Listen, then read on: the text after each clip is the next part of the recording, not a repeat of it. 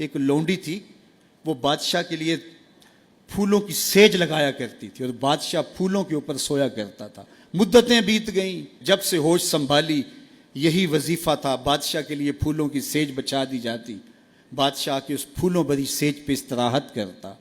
بوڑھی ہو گئی، ایک دن پھولوں کی سیج سجائی کہ دل میں ایسے خیال آ گیا کہ میں سیج تو سجا کے چلی جاتی ہوں اور بادشاہ آ کے لیٹ جاتا ہے، میں بھی تو دیکھوں کہ پھولوں پہ سونے کا لطف کیا ہے۔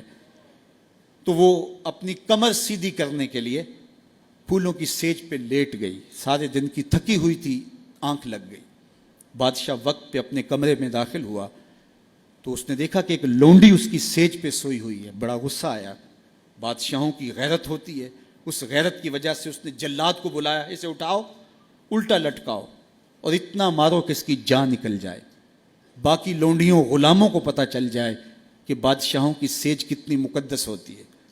اس لونڈی کو وہاں سے دبوچا گیا، الٹا لٹکا دیا گیا اور جلاد کوڑے مارنے لگا۔ وہ روتی چیختی چلاتی، اچانک روتے روتے اس نے ہنسنا شروع کر دیا۔ جب وہ ہنسی نہ تو بادشاہ نے جلاد سے کہا رکو اور اسے پوچھو روتی کیوں تھی اور اسے یہ پوچھو کہ ہنستی کیوں ہے۔ تو جلاد نے کہا کہ کیوں روتی تھی؟ اس نے کہا جب کوڑا لگتا تھا تو جان نکلنے کو آتی تھی، میں روتی نہ تو اور کیا کرتی۔ کہا یہ بات تو میری سمجھ میں بھی ہے، لیکن یہ بات سمجھ میں نہیں، تو ہنستی کیوں ہے؟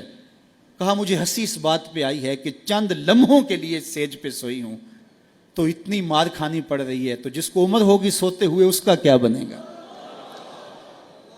ہماری یہ فکر ہونی چاہیے کہ دنیا کے اوپر جو ہمیں نعمتیں ملی ہیں ہم نے اس کا حساب دینا ہے۔ ثم لتسألن یومئذ عن النعیم، اس دن ایک ایک نعمت کا حساب دینا ہوگا۔ یہ کوئی قصہ کہانی نہیں ہے، یہ قرآن ہے، ایک ایک نعمت کا ہمیں حساب دینا ہوگا۔ آئیے اس مختصر زندگی کو اللہ اور اس کے رسول کے نام لگا دیں۔ زندگی جو گزر گئی سو گزر گئی، آنے والا ایک ایک لمحہ یاد الہی میں بسر کرنے کا عزم کریں، ان کے ساتھ وابستہ ہو جائیں گے، رسول کریم کے دامن سے جڑ جائیں گے تو یہاں بھی خیر ہے وہاں بھی خیر ہے، اور اگر ان کے دامن سے نہ جڑ پائے تو پھر سوائے رسوائی کے اور کچھ مقسوم اور کچھ مقدور نہیں ہے۔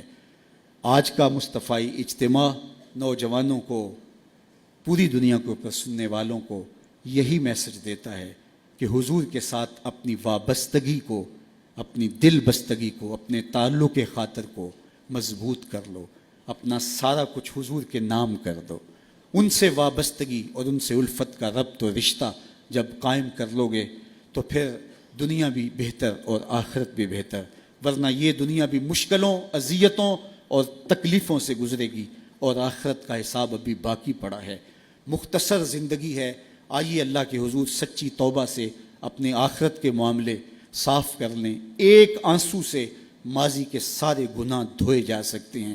ابھی سورج مغرب سے طلوع نہیں ہوا، ابھی توبہ کا دروازہ بند نہیں ہوا، اس کی رحمتوں کے در کھلے ہیں۔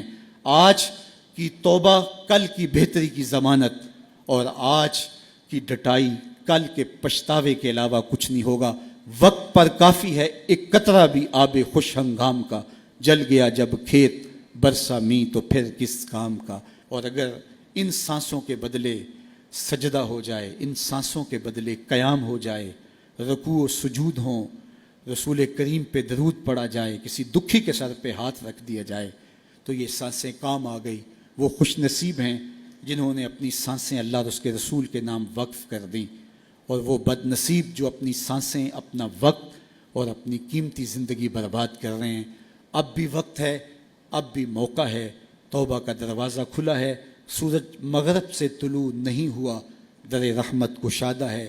آئیے میں اور آپ اللہ کے حضور سچی توبہ سے اس کی چوکھٹ پہ حاضری دیں اور اپنے گناہوں کی معافی مانگیں۔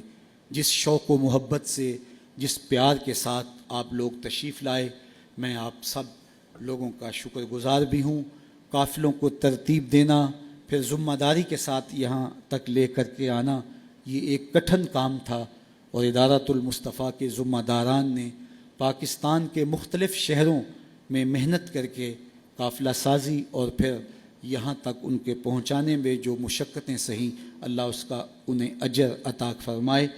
اور علماء، مشائخ عالی مرتبت بزرگ جو لوگ تشریف لائے، میں سب کا شکر گزار ہوں، اور ادارۃ المصطفیٰ کے ان بچوں، ان کے والدین، ان کے اساتذہ اور جملہ معاونین کو مبارکباد پیش کرتا ہوں کہ یہ سند فراغت پا کے آج معاشرے کے اندر دین کی تبلیغ کے لیے اتر رہے ہیں۔